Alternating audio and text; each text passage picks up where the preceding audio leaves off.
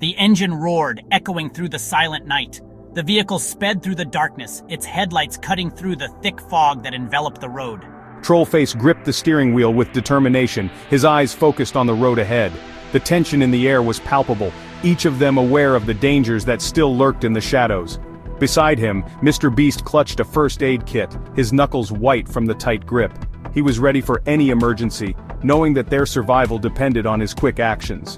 In the back, Peter Griffin groaned, bandaged and bruised from their recent skirmish. His usual jovial demeanor was replaced with a grimace of pain, a stark reminder of the peril they had faced. The duck, ever stoic, sat silently. His eyes were fixed on the horizon, his mind seemingly lost in thought. He was a symbol of resilience, a beacon of hope in their darkest hour. My.Yellow.Cursor, wrapped in a space blanket, barely stirred. The once vibrant and energetic creature now lay still, exhausted from the ordeal. The sparkle in its eyes had dimmed, but the spirit of joy it represented remained unbroken. They were returning to the base, a place of refuge in a world gone mad. It was their sanctuary, a safe haven where they could regroup and plan their next move. The mission had been fraught with danger. Every step they took was a gamble, every decision a potential life-or-death situation. They had faced countless threats, each more terrifying than the last.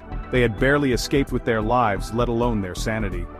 The exhaustion was evident on their faces, but the fire of determination still burned in their eyes. The Legend Killers, a shadowy organization dedicated to erasing memes from existence, were relentless. Their pursuit was unyielding, their methods ruthless. They would stop at nothing to achieve their goal. Their leader, the enigmatic Max Design Pro, seemed unstoppable. His presence was a constant threat, a looming shadow that haunted their every move. He was a master strategist, always one step ahead.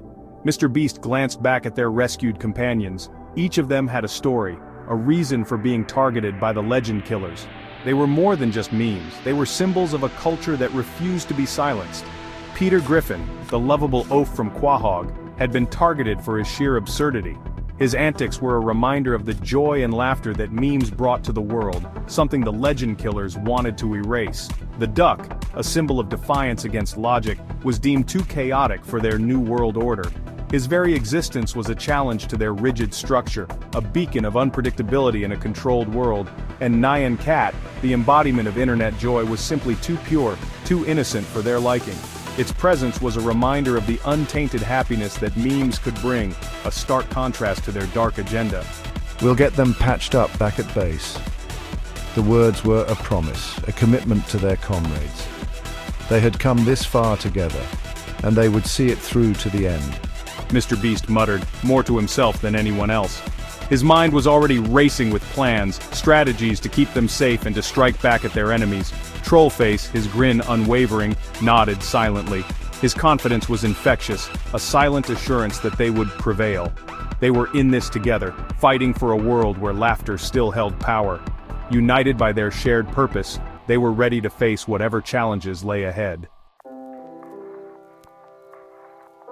The base, a converted warehouse on the edge of the city, hummed with quiet energy.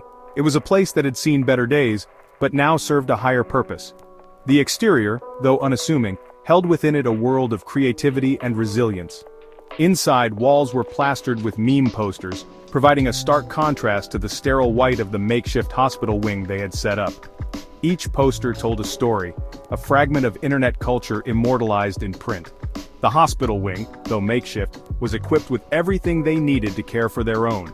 This was their sanctuary, a place where memes could rest and recuperate. It was a haven for those who had been overused, misunderstood, or simply needed a break from the relentless pace of the digital world. Here, they found solace and a chance to heal. They gently placed My.Yellow.Cursor on a cot. The vibrant colors of the cat's rainbow trail seemed to dim as it lay there, exhausted from its journey. The caretakers moved with practiced ease, knowing exactly what each meme needed. The pixelated feline, exhausted from the ordeal, purred weakly. Its once bright and energetic demeanor was now subdued, but there was a sense of relief in its eyes. It knew it was in safe hands. Grumpy Cat, now a qualified field medic thanks to countless hours watching medical dramas, shuffled over, a stethoscope around his neck. His grumpy expression belied the care and precision with which he worked. He had found a new purpose here, one that gave him a sense of fulfillment. Exhaustion, mainly. The toll of being a meme in high demand was evident. But here, they could rest without the pressure of constant performance. She'll be right as rain after some rest and a good dose of catnip. The caretakers knew exactly what each meme needed to recover, and they provided it with unwavering dedication. Peter Griffin, meanwhile, was already regaling anyone within earshot with an exaggerated tale of his capture.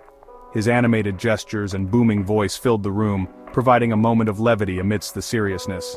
The duck, perched on a stack of floppy disks, quacked intermittently, adding his own brand of commentary.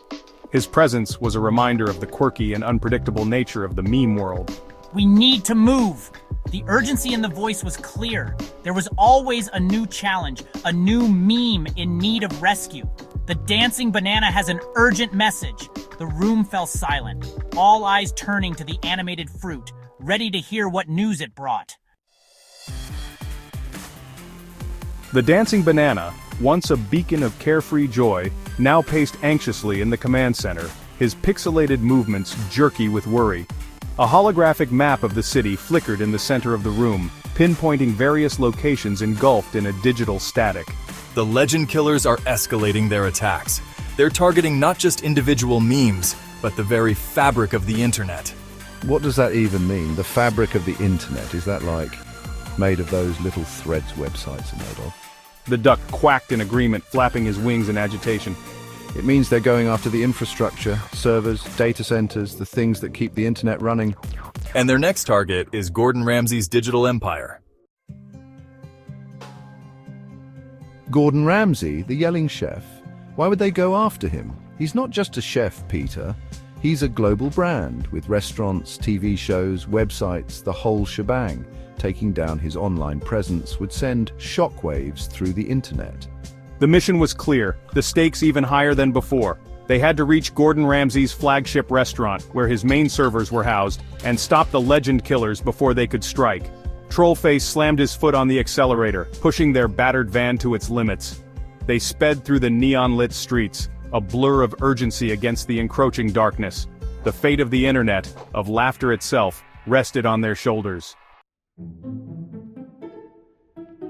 The back alley stank of old grease and discarded dreams. The air was thick with the scent of decay, a testament to the many secrets it held.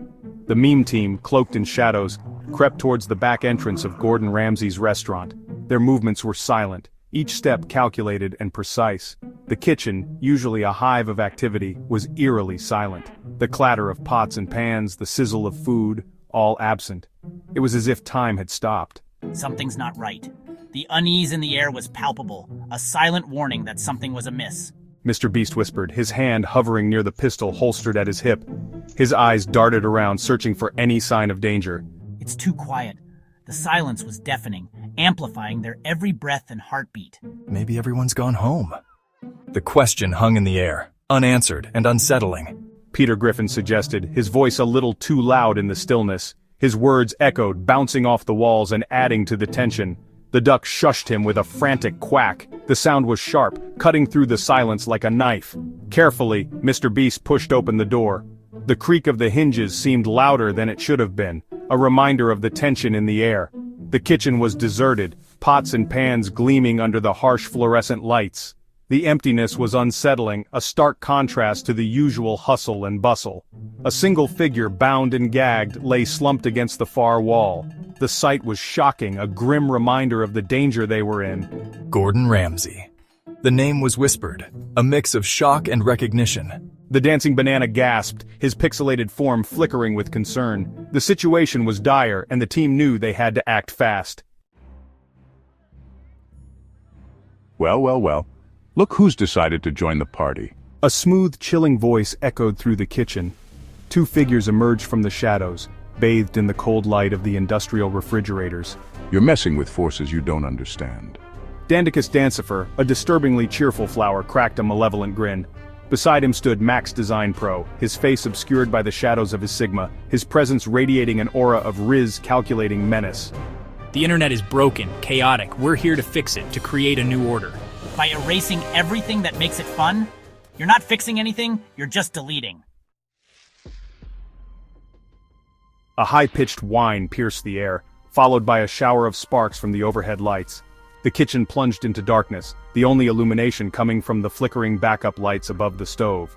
Now you've done it. Power outage? Do you have any idea how much perfectly good food is going to go to waste? Mr. Beast flicked on his flashlight, the beam dancing across the stainless steel surfaces. The others followed suit, their beams crisscrossing in the darkness, creating a disorienting strobe effect. This changes nothing. You're finished. The kitchen became a battlefield. Pots and pans clattered, thrown with desperate force. The air filled with the sounds of struggle, of metal on metal, of grunts and shouts. Mr. Beast, his pistol firing until it clicked empty, dived behind a countertop as a stream of energy blasts whizzed past his head. Trollface, wielding a frying pan like a shield, deflected a flurry of blows from Dandicus Dancifer's impossibly strong fists. The dancing banana, his movements blurring, weaved between them, distracting the villains with a dizzying display of pixelated footwork. Gordon Ramsay, meanwhile, had managed to wriggle free from his bonds. He grabbed a fire extinguisher from the wall, wielding it like a makeshift weapon. Get out of my kitchen! The meme team piled into the van, Gordon Ramsay's furious shouts still ringing in their ears. Trollface slammed the door shut and floored the accelerator, leaving the chaos behind them. I can't believe we pulled that off. Talk about a close call. We were lucky, but this isn't over. Not by a long shot. As the city lights whizzed past, they knew he was right. This was just one battle in a much larger war, a war for the soul of the internet. But for now, they had survived. They had rescued Gordon Ramsay, a feat worthy of legend in itself, and they were heading home, to the one place where memes could always find refuge.